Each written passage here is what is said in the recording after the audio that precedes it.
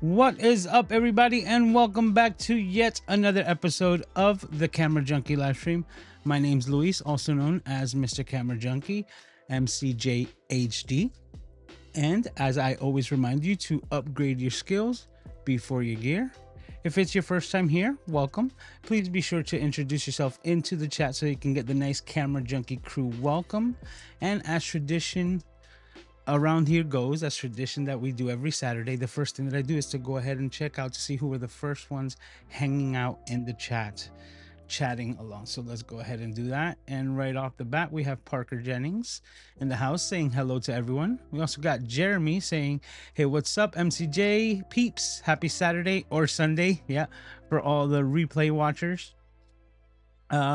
He also mentioned, watched the uncensored talk about the RX1R. Not sure how to feel, but kind of looks like Sony is in a bit of a fog right now with this lineup. Thoughts? Question mark. All right, well, we're gonna get into that in just a little bit, and I think that's it for the chats. And as you can see, he's preemptively set things up of what we're gonna be talking about, and I'm just gonna try to let some people know a little bit more about the history, who Sony is targeting with this camera and who they've always targeted, and why this is coming out. And maybe after tonight you'll just get a little bit more understanding who this for and what maybe Sony is thinking. And this is just my perspective of being a Sony shill for a while now and just following how the company goes, and not just on the camera side, but just how Sony works in general as a corporation, whether it's PlayStations or a bunch of different things like their headphones division. And Sony is spread out, and they started as a components company, and that's why they dabble in so many different electronics, from TVs, stereo speakers, cameras, lenses. They kind of dabble in all the fields, and a lot of people that actually need sensors for their own camera go to Sony to provide it, because they're one of the few distributors worldwide that actually makes the sensors for them, including probably the camera that you have in your pocket right now. If you are rocking an iPhone, you're rocking a Sony sensor. So that's just a little bit of that. But if you haven't done so already, please be sure to hit the like button. It's highly appreciated. It's absolutely free. And while you're down there, make sure that you're subscribed so that you don't miss any future uploads, including the next Camera Junkie live stream, which we're going to be doing next week. But let's get into it. Oh, well, I'm actually going to see if I bring up the page, right? Because yeah, I'm gonna share my web browser here, just so that we can talk about it and I can get into it a little bit more and now kind of dabble. Well, I guess right before I show some on-screen demonstrations, let's get into it, right? Who is this camera for? Who is the RX1R for, or Mark III for? So we don't get it confused. Let's try that again. Who is the Sony RX1R Mark III for? And it basically boils down to every single RX1R Mark II owner, right? This isn't a YouTubers creators camera, and one of the main reasons why is because it's not an interchangeable lens system. This is a fixed system, and this is the Mark III, and the previous iteration was released 10 years ago. So this is a camera for all of those enthusiasts who absolutely love their RXRs, right? And they talk about it all the time in Reddit posts because they love their camera. But one of its biggest features and one of its biggest negatives was its battery life. Now, every version prior to this one wasn't even using the NPF 50 batteries, which is the ones that you would find in the APS-C lines, the A6100s, the 6400s, and no, the ZVE 10 also carries that same battery, that they're not using the Z line battery, which is the one that Sony has designated for their full frame cameras and some of their APS-Cs like the FX30 and the A6600 and 6700. Now, that's like, we're gonna get a bit nerdy. So now, the RX Mark II, so I'm just gonna break it down from the Mark II to the Mark III, which is the biggest differences, right? The Mark II had the the BX11, which is the smallest battery that Sony makes. You know what? Let's go into it. So I'm gonna type in here Sony BX battery. I think it's the BX11. Oh, it's a BX1. Okay, so let me go ahead and let's go to the demo page, right? Did I click it? There we go. Okay, rocking a little slow here. Whoa. Hey, what's up, Raymond? Hey, thank you for all the well wishes. Just Raymond just reminded me. He just popped in here into the chat. I'm gonna give you guys an update on my father. It's like some good news, so thank you for all the well wishes and all the prayers. But now that we're here, right, this is the Sony NP-BX1 battery. Now, as you can see, this is like the smallest battery that Sony makes. It is tiny. Let's go into images here, right? And this battery, the last camera that I had that used this battery was the ZV-1F,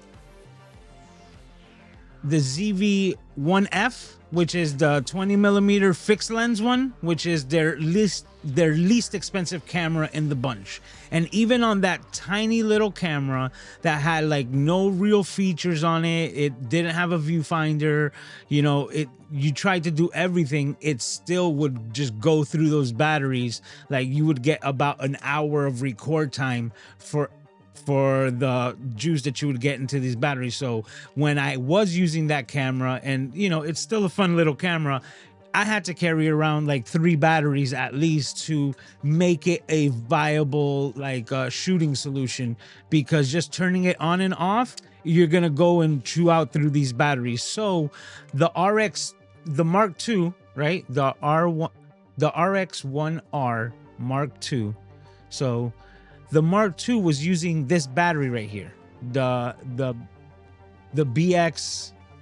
NP-BX11, and it's a full frame camera.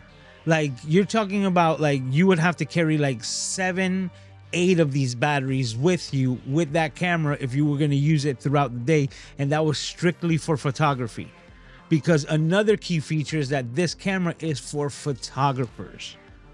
This isn't a video centric camera whatsoever. It's a rangefinder style and really keeping into that like aspect of it. So the competition, or someone that you would think of, you probably saw it already on one of the tabs over here, would be like the Leica Q3.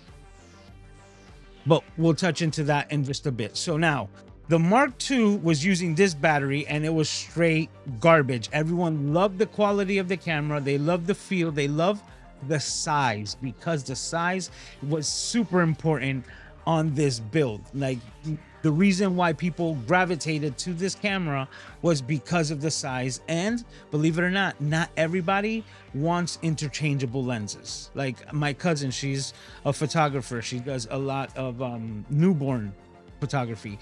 And you can find her DMO images by DMO on Instagram. Shout out to Debbie. She's still rocking, if I'm correct, her Sony A7 Mark III. Okay, and she's using the Tamron 28-70 2.8 clicked onto it, and ever since that lens clicked onto her camera, she has never changed lenses since. She's shot some weddings, she's done everything, and that's her camera. That's the one that she knows how to use, top to bottom, left to right. And for that reason, that's her setup. She's not like me, she's not a camera junkie. She's a photographer who uses it as a tool, and that's all that she needs it for. So she doesn't go lens shopping and things like that. She knows the images that she's gonna get, like she knows her final results, so she knows how to use her tool, and she's happy with that. And that's where a lot of people in our space here in the YouTube universe really kind of lose touch with that there's a lot of people who are not looking to carry around a bunch of lenses so that they have all the options, which then that's a completely different, like rabbit hole that you could fall under. But there's a lot of people who love the art of photography that actually just want to have those creative limitations. So if you're in that field, then a lot of people tend to gravitate to the Leica cameras that have everything built into it. Yeah, like Jeremy says, the Tamron 20 to 70 2.8 is a rock solid piece of kit. And here's another thing that most people don't know: Sony, the company, actually owns part of Tamron, right? And that's why they work so well. And this in the industry is known as like the budget G Master, because you can get some G Master type quality out of that, piece of glass there. So absolutely rock solid piece of kit. I couldn't agree more. Now, like I was saying, there's some people who don't want to carry a bunch of lenses and still love the art of photography and like street photography. And you're talking about a lot of lawyers, a lot of doctors that have the capital to spend on a good piece of kit. And Leica, the company Leica, and their cameras have pretty much cornered that market, right? And they have very good but minimalistically styled cameras, right? There's some of them that Leicas have that still have a optical viewfinder in the rangefinder and are not using the digital like sensor to give an output to a viewfinder, right? And what that does is that it saves on battery life and allows you to use your camera longer. Now, right here, I'm gonna click into it, because the one that I'm talking about that I think its most direct competitor right now is the Leica Q3, right? Which is this guy right here. So the Leica Q3, and we're going to go through some of those pictures. As you can see, it has it's a very similar style rangefinder camera, right? Fixed lens, so it's not interchangeable. You're limited to that creative style, right? But as you can see, not a lot of dials, not a lot of buttons, manual focusing, dials all over the lens, is giving a very film centric style and vibe and the feel and the experience when using this camera, right? And one of the things that this has a huge advantage in the photography world is that they're able to make this type of camera weather resistant. So if you're going to go on a vacation and you want to do it all camera, so to speak, this is the type of camera that you'd be looking at, because you're not going to be switching lenses, so there's no chances of getting debris and dirt inside of your lens or in your sensor or on it, having something catastrophic happen while you're on vacation. You're not going to want that. So when you have everything fit together, you're able to make everything like watertight a lot better. So you're able to kind of put this into the elements and not have the fear that the digital aspect, right, the electronics inside are going to take damage, and it gives you that confidence to just pull this out and use it no matter where you find yourself. So like, let's say you're in Peru and you find yourself under a waterfall and you're like, oh my God, I would love to take this shot, except that my camera is not, weather sealed. And now if I take this one shot, I could risk damaging it through water for the rest of my vacation, the rest of the trip. So you don't get the shot. This is where this type of camera will give you that type of confidence. But another thing that this camera has, right, is a great optics.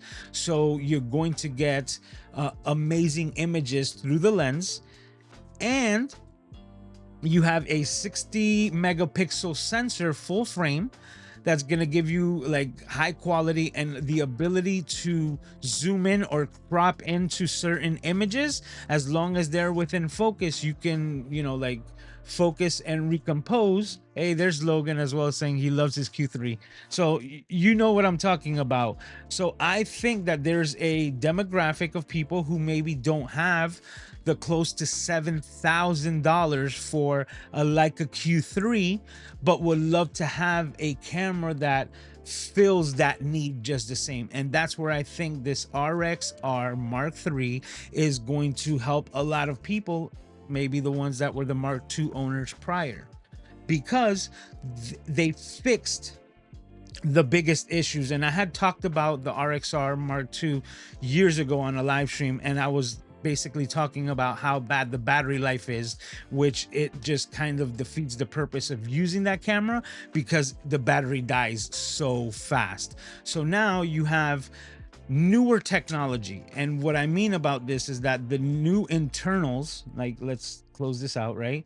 The new internals on this Sony RXR Mark III RX1R. I keep saying RXR. I'm gonna have to get RX1R.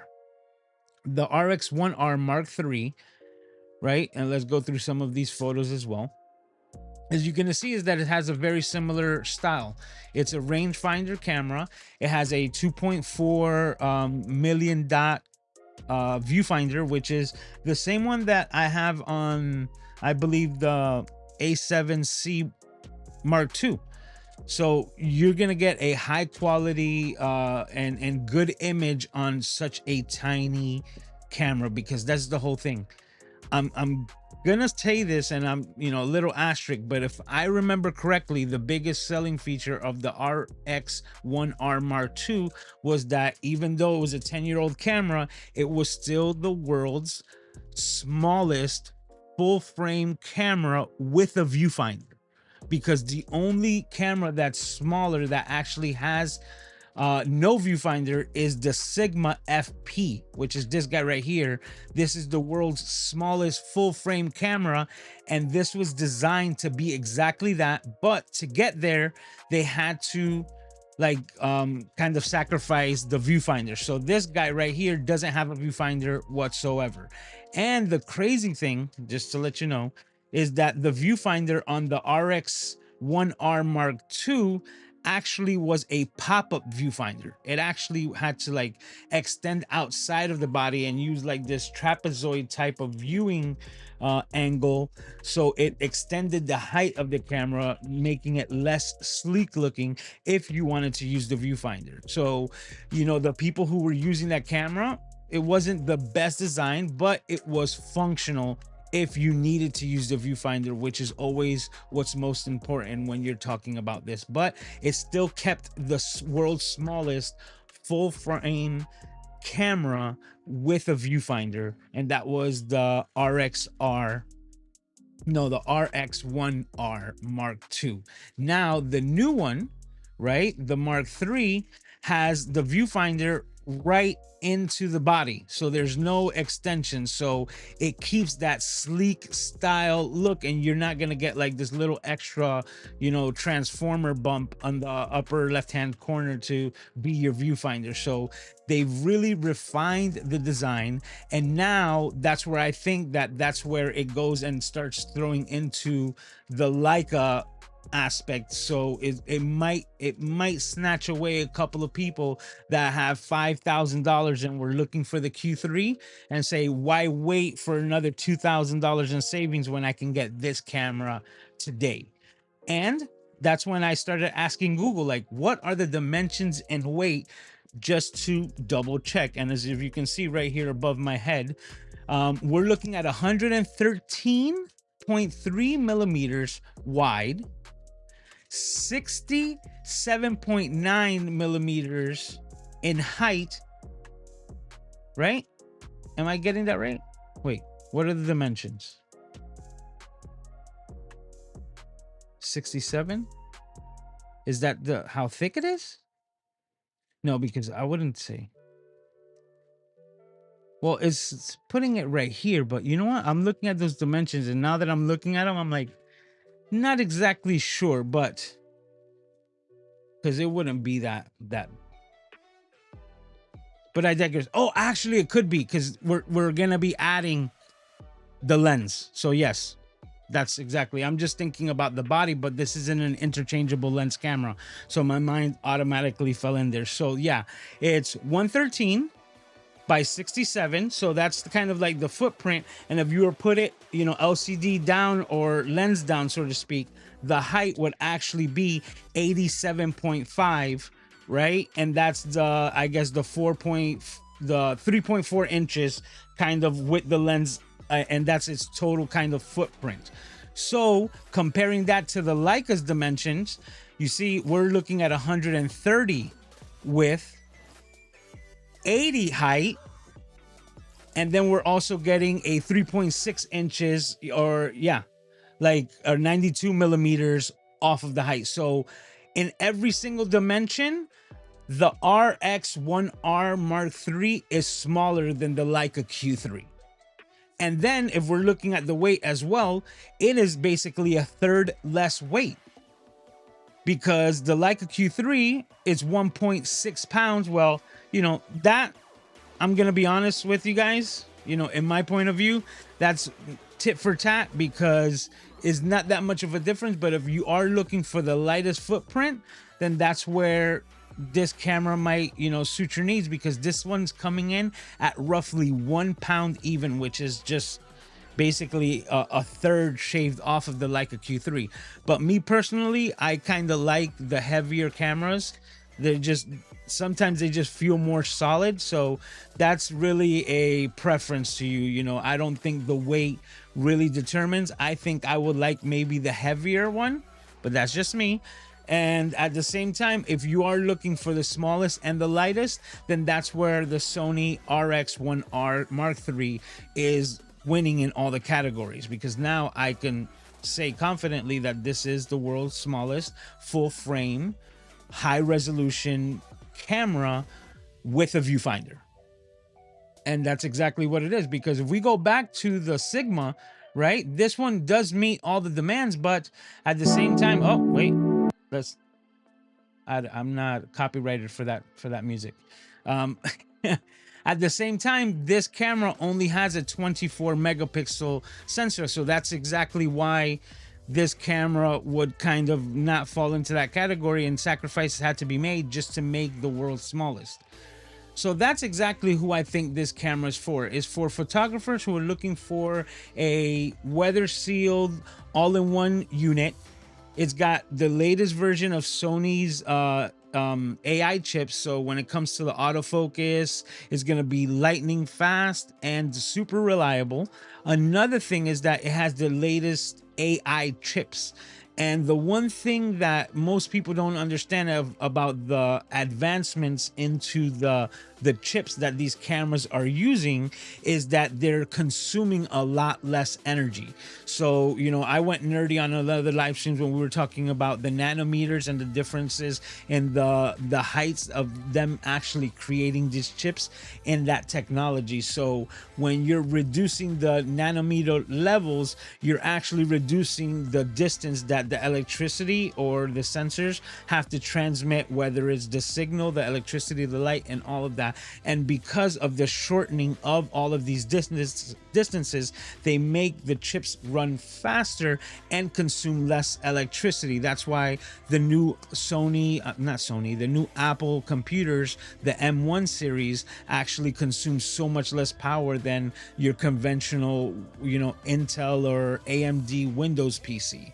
And they're giving you the same performance. So that's now added to this camera, and they changed the bad NPBX1 batteries from, you know, the older and the smaller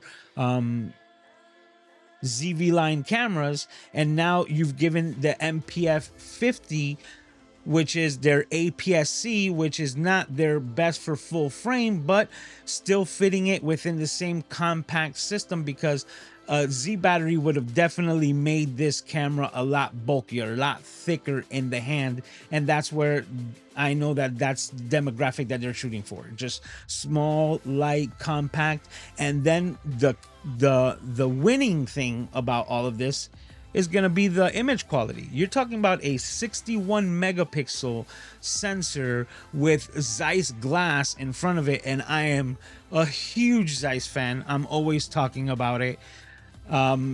This is just like, I love the image quality that you get out of your Zeiss glass. At least I do. My favorite lens always is my 55 f1.8 for my Sony, my Zeiss, and absolutely love all the shots that I get out of it. That's why I think that, you know, there's exact demographic, and I know every RX1R Mark II owner is probably going to be picking up this camera very soon. Most likely going to be on pre-order, and Sony basically released this camera for them and said, guess what? We didn't forget about you. That's basically what they said. Like, we're not just catering to all the cinema, the FX2s and all this. For all the RX1R Mark II owners, they're like, here are the upgrades that you wanted. So the increase in battery size with the added new chip technology using less electricity to get you better results, those in combination is going to make this camera basically run all day, I would say, with maybe just one extra battery. And it's also going to have newer features like the trickle charge, which USB-C connection. So you'll be able to maybe just keep it on a charger with a USB-C to give it all day battery life, or give it a quick charge, because I think something that would be even cooler is if you actually have the ability to just do kind of like a quick charge where you can just plug it in for a half an hour and get like 50% juice. Like, in a run and gun or a vacation type of scenario, I think that would be a really cool feature, the way that some of these new smartphones have that type of feature, that they can get you from like 0 to 50% charge like within, you know, a short amount of time with like fast charging. So I think that that's something that we can add to cameras like this that would really give it more flexibility and more use. But that's who I think this camera's for. Now, this, if you're looking for video, right, this is not for you, man. Like, just straight out, this is for photographers. So whenever I see, you know, video centric people, you know, creators on this awesome platform called YouTube, I can honestly tell you this is most likely not for them. This is for people who are into photography and are also fans of Sony. That's basically it in a nutshell. Like, I wouldn't take anything away from the Leicas. It's like me, I've never shot on one, but I would love to test out a Hasselblad because of a lot of reasons, but let's not get into that.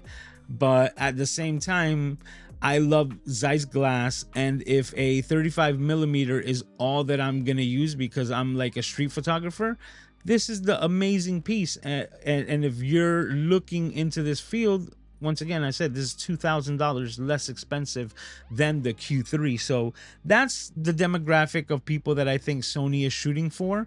And like I said, once again, basically just letting know that the people who had the Mark II, hey, like, we didn't forget about you. You know, we're still making cameras for that type of consumer, and there is a market for it. So it's definitely not content creators on YouTube. So that's who this camera is for.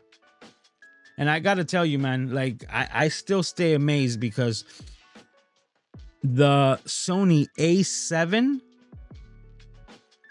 the Mark I, the Sony A7, you put that thing in your hand right now and you'd be surprised. You'd be like, man, this is such a small, little, compact, full frame camera. It is very thin. I think it's nothing more than like 70 millimeters thick. It is very impressive on the size. All right, guys, this is interlude time where Aiden is asking me for something. Yes, sir. What do you want me to do here? This works. Here. Okay. You want me to turn it off? Okay. Let me finish my live stream, okay, buddy? Okay. I guess he just wanted some attention. But let me go ahead and check to see what you guys are talking about here. Oh, Logan went on a rant here. He says he loves his Q3, and I don't doubt it. Says, I'm surprised that I don't I didn't skimp out on the video features. Hold on. I guess he's talking about, oh yeah, he put it underneath Sony. Okay. Says, I'm surprised that Sony skimped out on the video features. It's worst of the bunch outside of autofocus. I do understand that, like, but like I said, this isn't like, it has video features, but it's kind of like a bonus. It's not about that. He look at the pop-up viewfinder was fire. It was a cool feature, right? But it wasn't the best functioning, because if you've used that camera, like I tested one out a long time ago, you had to line your eye with the viewfinder perfectly, because if at any time your eye would just shift a little bit, you'd lose half of the picture. It's just like, it had to be perfectly angled, and once you had the angle, then you were able to see the viewfinder because of that like prism aspect that they were using on the pop-up viewfinder. Now, is it cool? Yes. Is it cool when it was popped up and then somebody like swiped their hand and then ripped your viewfinder completely off of your camera? Because that's something that did happen to the Mark IIs. Not cool. So having it like built in and having it all flush definitely is not going to cause your viewfinder to accidentally be ripped off or damaged to the point where it's permanently stuck up, right? And that you can't press it back down because all of the internal structures of it being like a transformer were completely damaged. Unfortunately, I did see a lot of the Mark IIs that had that. But now with this, it's all flush. I believe this is a magnesium unibody, so it's also going to be like very light but also very strong. They literally just fixed every complaint of the Mark II and just checked them off the list. And it's rare that Sony does something that well, but it also took them 10 years to check all those things off the list. It's almost like they had to wait for the technology to catch up to make something that consumed less electricity to give it better battery life. Okay, but he says Leica's UI or user interface is light years ahead, though. It goes, the user experience is so top-notch. Sony feels like a computer in a box. Saying as an FX30 owner. It's true. Like Sony, I don't think that they have the best menus. And I can they're functional, right? And once you're into that ecosystem and you know how to navigate them, it's just like almost going to a library with a Dewey Decimal System, right? It's like, it's not ideal, but it works. This is the thing that I do think Sony has, which is why the menus don't bother me. The rest of the camera is so customizable that you set the camera up once and then all the buttons on the outside do all the features and all the things that you needed to do, that you rarely ever have to go back into the menu systems. At least that's how it is for me. Like, I know my FX30 is like set up. A lot of them were set up, you know, like straight out of the box, but the ability to customize all those little details allows me to set all my buttons the same kind of throughout all of my cameras, and that allows me to not have to go into the menus to change. And with the different camera sets like that you have on the FX30 and on the A7C Mark II, that basically you have your entire setup for video and another completely set up for photography. Just by switching that the different modes makes it night and day. It's like I have two completely different cameras and they're both set up completely different, whether I'm in video or in photography mode, and I don't have to go into the menus. All I have to do is flick a switch and I get my desired result. That's why I think that even though Sony's not the best, you know, menus, and I think Blackmagic is probably one of the most people's favorites, at the same time, I think that Sony gives you so much customization onto the camera that you're rarely into the menus at all. Yes, we're not gonna get into that, Logan, but that's really cool. The Sigma BF is worth mentioning as well. Yes, that one is more like the iPhone of mirrorless cameras right now. You know, it is sleek, elegant. I haven't tested that camera because it is a little pricey, and at the same time, I don't I don't want to know. I don't want to know how good it is and then miss it and then have to have one. It's like, it's better, you know, they say it's better to have loved and lost. That's horseshit. Like, that's not how it works. If you've never tasted something, you can't miss it, right? If I've never had such dessert from this restaurant, then there's never gonna be a craving for that dessert because I don't know what I'm missing out on. So in that aspect, I feel that ignorance is bliss, and that's where I'm leaving that Sigma BF camera at the moment. Oh, we got John here. I believe this is the first time we see him on the channel. Isn't this thing a double the price of the A7CR without a flip up screen? Yes, it is, but at the same time, it's not the same size. Like the A7CR and the C2, same size. It's a small footprint, but this is by far smaller. Like I have my A7C right here. Hold on. I got a big boy lens on it right now, but even though this is a very small camera, what's not small is how thick it is right here, right? Front to back, this guy's chunky. He is, and I like it. Like, it's got a good grip, right? It allows me to get a good perch on my my thumb, right behind it, and it allows me to get a big boy lens on it. And the entire system is not the heaviest, even though this is a heavy setup, right? So this on my shoulder all day, even though compact, is gonna be way heavier than anything that you're seeing on screen here. You're talking about this entire setup that you can rock around with all day is only 1 pound. 16 ounces, 1 pound. 450 something grams, 1 pound. Like, you know what? Let's see if I got something.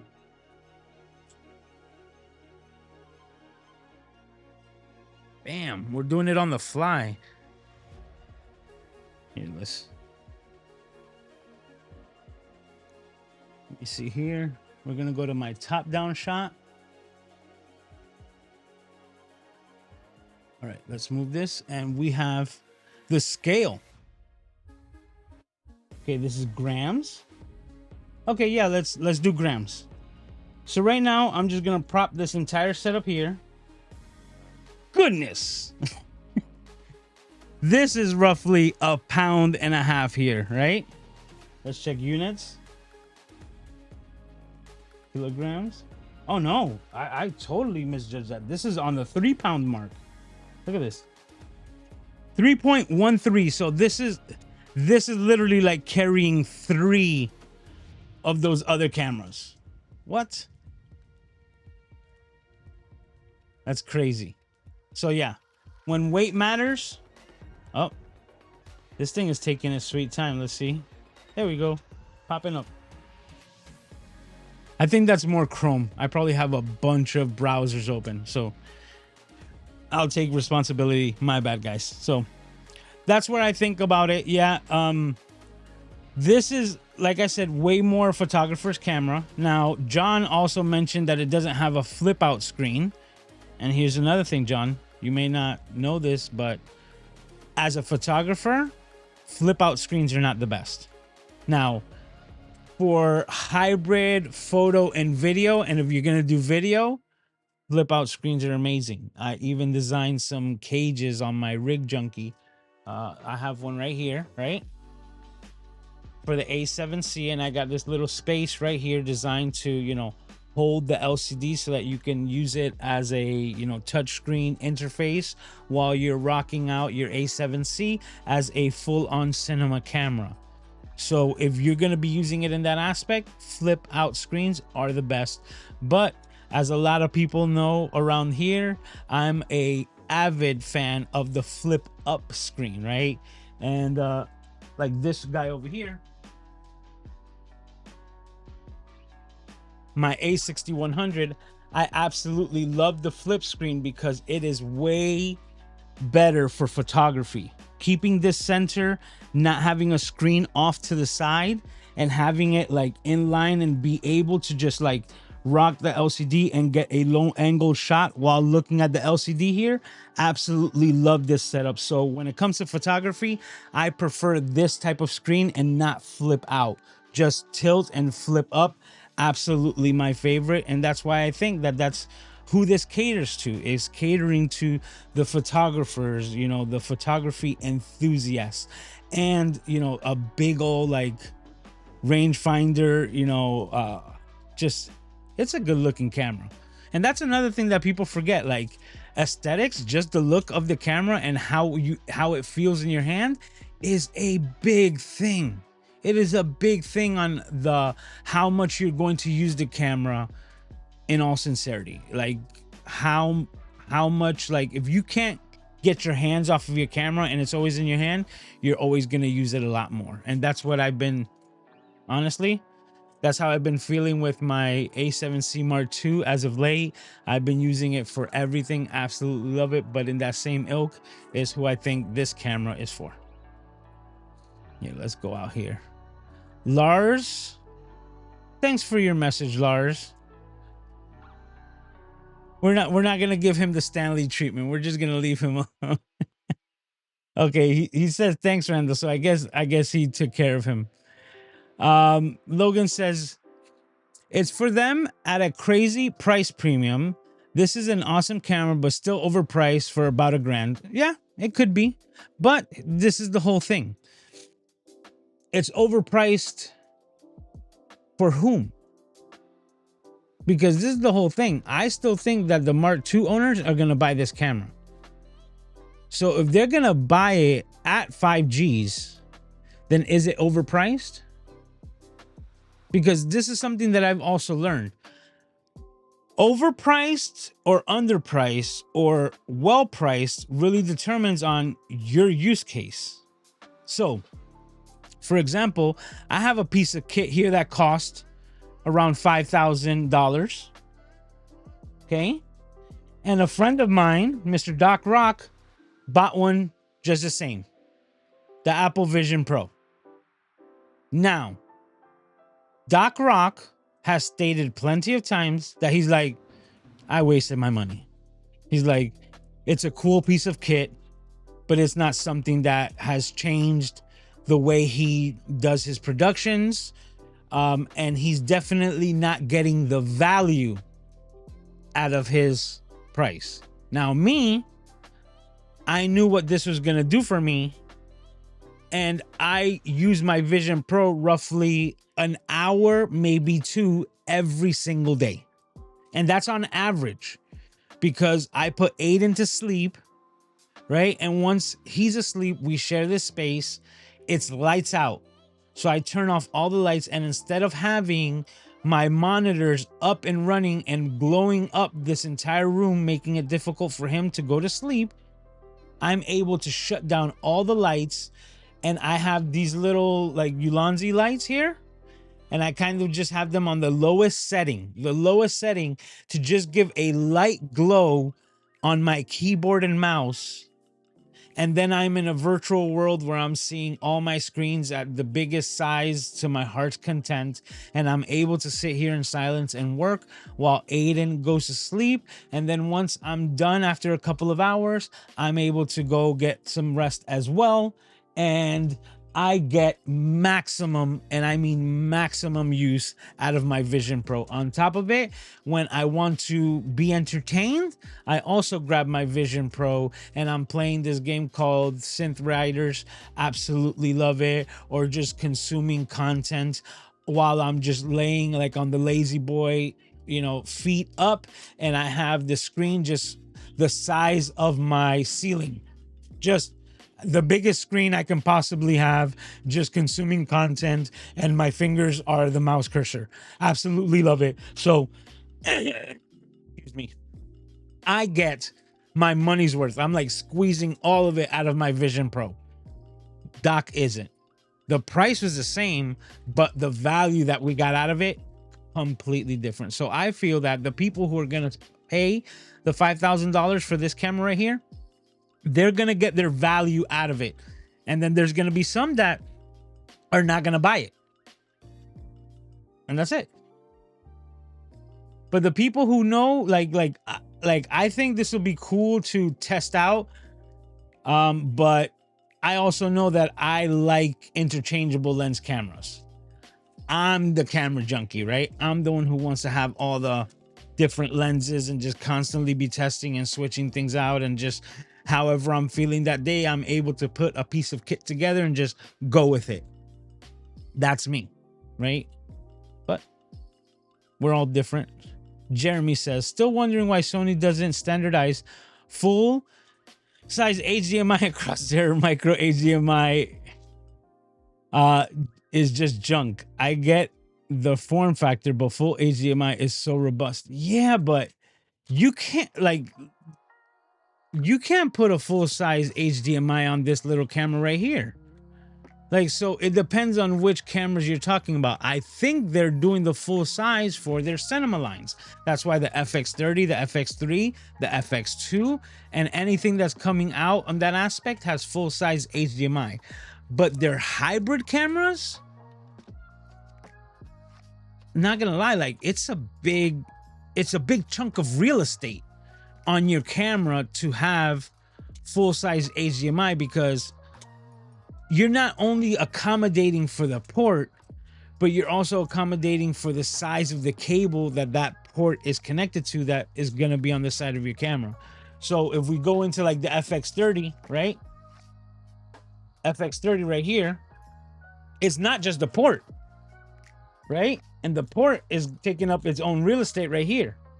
But now you have this big chunk of added material, this whole extra chunk here, just to reinforce the cable so that you still don't damage the full-size HDMI.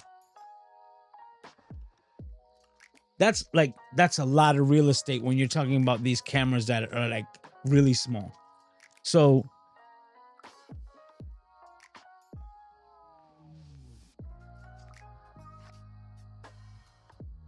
that's why it would be ideal, but I think what I would prefer, right? Because I agree with you, Jeremy, that the micro HDMI is really garbage, right? And it's so vulnerable because a twist of the cable and that whole thing is ripped out from the circuit board on the inside, and it's just like, oh, dagger to the heart. But this is what I think.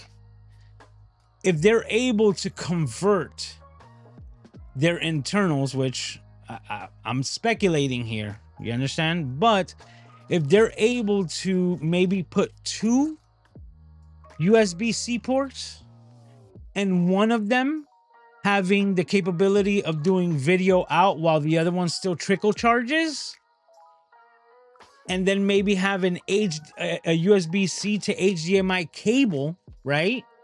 Instead of having a full-size HDMI to full-size HDMI, I think that would be like ideal, because I feel that the USB-C is a more robust and yet similar size port for these smaller micro HDMIs.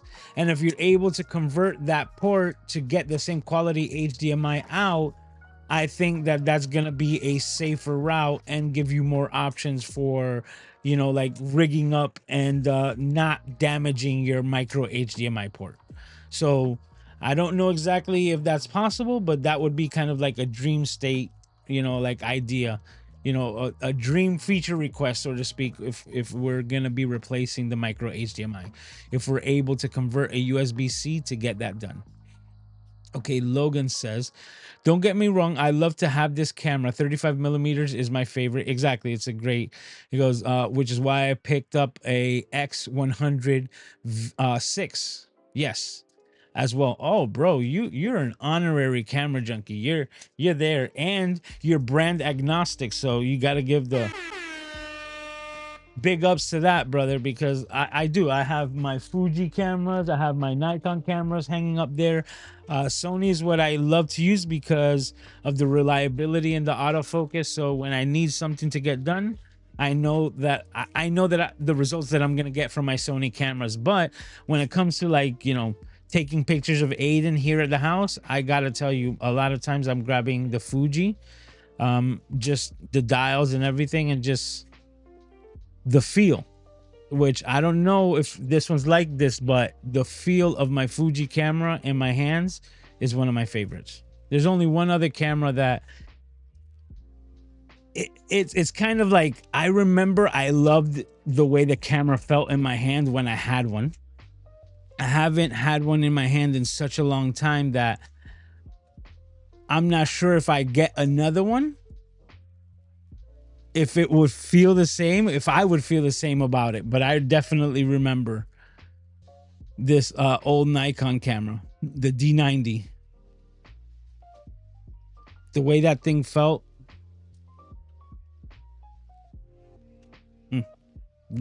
Good ergonomics. Logan also says, no, the Q3 is not a light camera. Seems like much better everyday camera. That makes sense.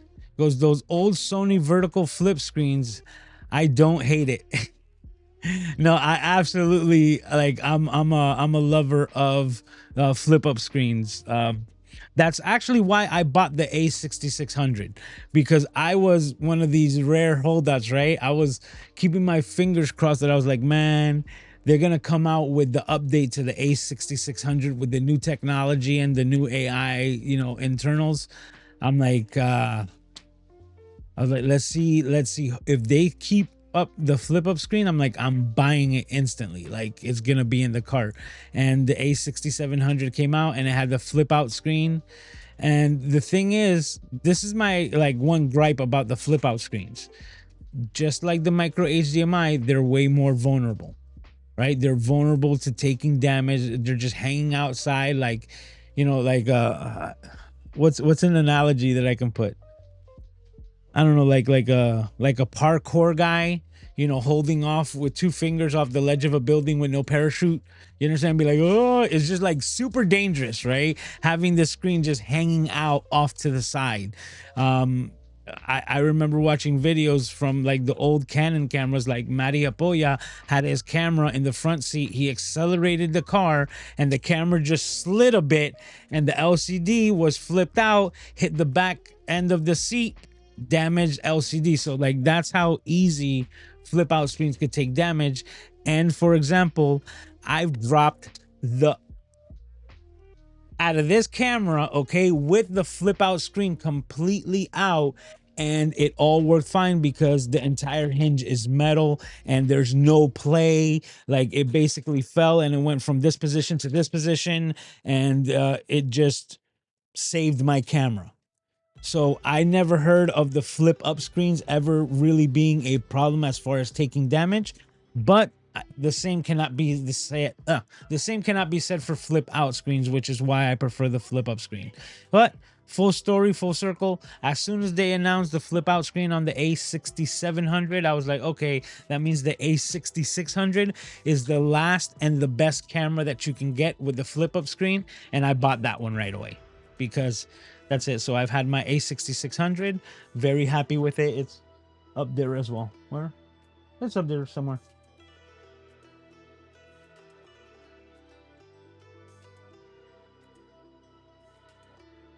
Logan also says, if you're more photo than video, the flip up screen is goated. Absolutely. Like, and that's anybody who does the photography more than video, they're always going to say just the tilt screen and everything like that. Make sure that the camera's still in place. It just keeps everything a little bit more compact. And you ain't spamming, brother. Like, that's not possible. So don't even apologize. It says, overpriced versus underpriced really depends on how you ascribe the value, for sure. Exactly.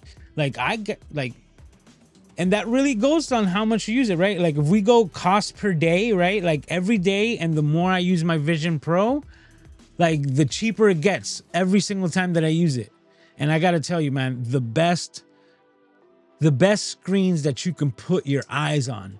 Like, I come here and I'm just watching YouTube videos on the Vision Pro, like, just like, no lie, guys, just like here, just like dumbfounded, just like wow. Like, I remember, like, I don't know if you can remember this with me when like full HD 1080 TVs first came out to the market, and the difference from like the old tube style to something like 720, even the 1080, like it was mind-boggling. It was like also when we went to 240 hertz, mind-boggling, like the visuals, right? What I call the eye candy.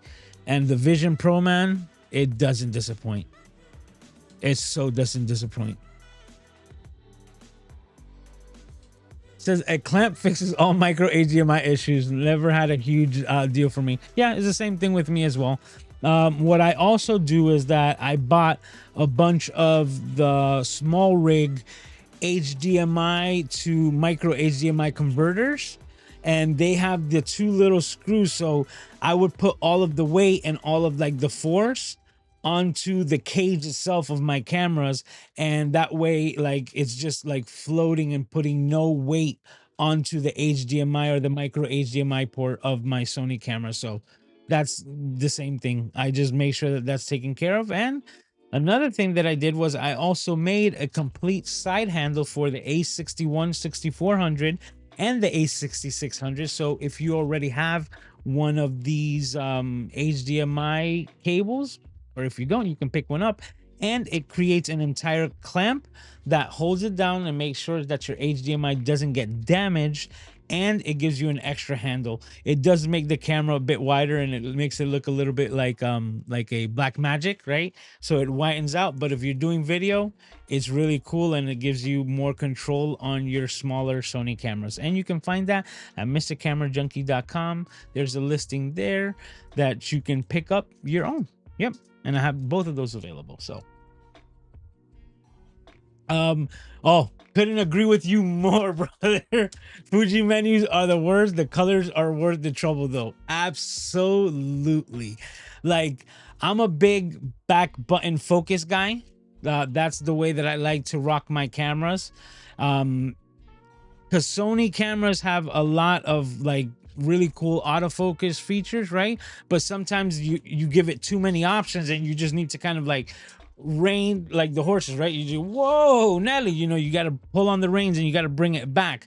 So what I do is that I actually have like a focus and recompose setup on my Sony camera, where I have a center box, but as soon as I do a half press or the back button focus, what it will do is that it will then do a auto tracking, right? So I can just point to something and then press the back button focus, and it just basically says locking on target. And now while I'm holding the back button focus, I'm able to move my camera and recompose the shot, and I see that it's just tracking and keeping that little box exactly on the item that I want to be in focus, and then snap away by, you know, hitting the shutter button as many times as I want to get the shot that I desire. So that's the way that I rock my cameras. And the reason why I mention all of that is to say, goodness gracious, it was the hardest thing possible to get my Fuji camera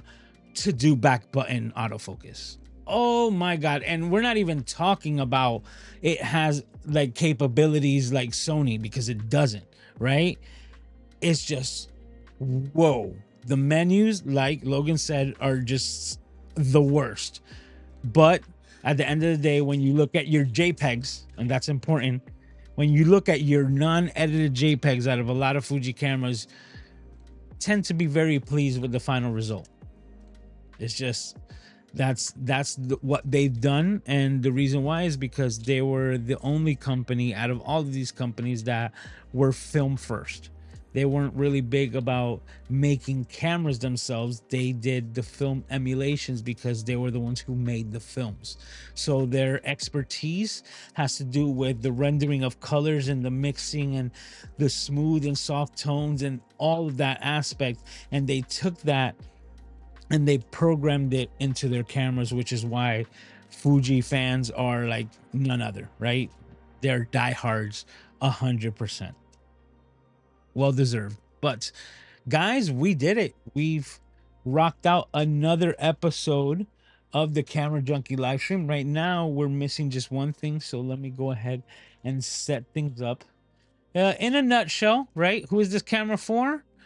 people who are probably looking into that same field and probably, you know, shopping around for like a Q3, like our man over here, Logan, that has one. But also for people who had the previous versions, the Mark IIs, right? Like, so many people were complaining that it's been 5 years since the Sony A7S3, right, came out, and like when are we gonna get the new update? And it was 5 years prior to that model version, and people are like the RX1R Mark II owners, like, they were wishing for an update, but they weren't expecting one. And for Sony to still cater to that market, man, I know that there's a lot of happy Sony fanboys right now that weren't expecting this, but are ecstatic that they have it. So let me see. There we go. This is what I'm looking for. Bam. And what we're missing now is the last section. Cities Ga, channels that I think you should go and watch. And this week's Cities Ga, if it comes up. Ooh, yeah, this is going hella slow. There we go. Is none other than Mr. John Willis. Now, if you've never heard of Mr. John Willis, let me be the first to introduce you here to his YouTube channel. He's also a Sony shooter. He has recently upgraded from his Sony a7 IV to the a7C Mark II. As you can see, that's the video that we have listed over here that says upgrade. So he is a Sony fan, and he is making a lot of different content. But as you can see, he makes it on a variety of different things. You know, is another honorary camera junkie. So I've recently found his channel, and I think it was the video that he actually did the upgrade, because I was searching around a couple of weeks ago for people making videos on this because of the Rig Junkie camera cage system that I made for this camera. So I wanted to see who were some potential creators that I might reach out to see if they were interested in checking something like this out. And that's when I came across this channel. Now, really cool content creator. I wish I knew more about him, but every video that he's come out, it seems to be very genuine and very insightful. But he also has his own sets of views, so it's also very cool to get other people's perspectives. So if you haven't heard of him before, let me be the one to introduce you to Mr. John Willis's YouTube channel, this week's Cities Ga, channels that I think you should go and watch. And with that being said, guys, now we did it. Officially done. This was episode 242. Now, if you're saying 242, that's a lot of episodes. Yeah, but what's even more impressive is that there's 242 consecutive weekly episodes, and that's over 4 years, and we're marching our way to 5 right over here in December, coming up very soon. And I just can't believe where all the time goes. But if you've made it all this way, please be sure to hit the like button. Oh, he got DJ Strick. He says, I finally got a chance to check you out. He says, great show tonight. Thank you very much, man. I appreciate it. I try my best to catch your Sunday shows, and I caught yours last week because it came on at a later time. Been dealing, you know, like Sundays is kind of set for family, and been dealing with a lot of things on the personal side. So, you know, being able, like, usually the time that I get in on Sundays, you're already done with your show, and I'm just like trying to catch a replay. So it was cool to have caught you and Jill hanging out last week, you know, like at 9 o'clock. I was like, what is this? This is amazing. So it was a lot of fun to see you there. But yeah, going back to it, if you're wondering, it was like 242 episodes. Now, this is also giving you a little like preemptive. 243, episode 243 just might, next week episode just might be the last episode here at Mr. Camera Junkie Studio 1, right? I'm moving to a new location. I spent the majority of my day at my father's place, packing up all of his things, getting things ready for the move. For those of you who don't know, I am moving in with my father, or taking him on so that I can be his caretaker at the same time that I'm taking care of my son Aiden. I'll be able to do both and be able to cater to his needs a lot better because I'll be there on site instead of trying to have to take a drive every time he needs something. So it's gonna be a much better situation for both he and I, and I'm really looking forward to that. So with that being said, I already have the apartment. We're setting everything up, and I am going to have to do all of these things now. There is a possibility, because of the way the timing comes out, that I might just end up having to pay like another month's rent here, just to make sure that I keep the ability to make sure that the new place is 100% when we're talking about internet and all the other things, because as a live video producer, right, as a podcast producer, I need to make sure that fiber optics and all those things are set ahead of time so that I don't have any issues bringing this entire production to the new site. So if that is said, then we might have some more episodes here in Studio One as I set up Studio Two. And in the meantime, I'm gonna be doing kind of like a behind the scenes of setting up Studio Two, which is things that I'm gonna be leaving for members only. So if you're not subscribed or you want to become a member, these are all options that you can do there so that you don't miss any of this content. I'm also really looking forward to Studio Two, right? Because I don't know how I'm gonna set it up, but I know that a lot of you that are going to be hanging out are going to be giving me your views and your insights and your help to see back exactly how we set that up. So I'm excited. There's going to be a lot more space there, so there's going to be a lot more things that I'm going to be able to do. So that's what I'm really getting excited for, and yeah, I can't wait. So next week might be the last episode here at Studio One. If I'm able to get internet, reliable and things like that, we might start rocking out at Studio B or Studio 2. But if not, then we'll be doing maybe another 3, maybe 4 episodes here as I slowly break everything down from Studio 1 and move it over to Studio 2. So that's the plan. Now, for those of you who are still here, first of all, thank you for hanging out. You guys, as always, you guys make this my favorite place. But for all of you who gave my father well wishes and all the prayers, I can't thank you enough, guys. He was in the hospital last week and he was in a lot of pain. Now, he's still in a rehab center right now because even though it's an unfortunate situation, it is fortunate that now we actually found the cause of pain. And what I'm about to tell you, you guys are just gonna stay in shock. Like, my father actually was walking around with a fractured hip. So even though he was trying to be mobile and he was going through everything, he had a fractured hip and he was still trying to move around, and that was what was really debilitating his movement and making things really bad. So he was in a lot of pain, and when we brought him back to the hospital last weekend, we were able to correctly diagnose, because everything prior to that had to do with his previous complications, and that, including my father himself, thought that that was the source of all the pain. But it had just been Thursday of last week, right, that I was talking to him, and he's like, no, I could barely move like my joint in the socket here on his leg. And I'm like, well, I thought that it could have been like calcium deposits or something in that sort.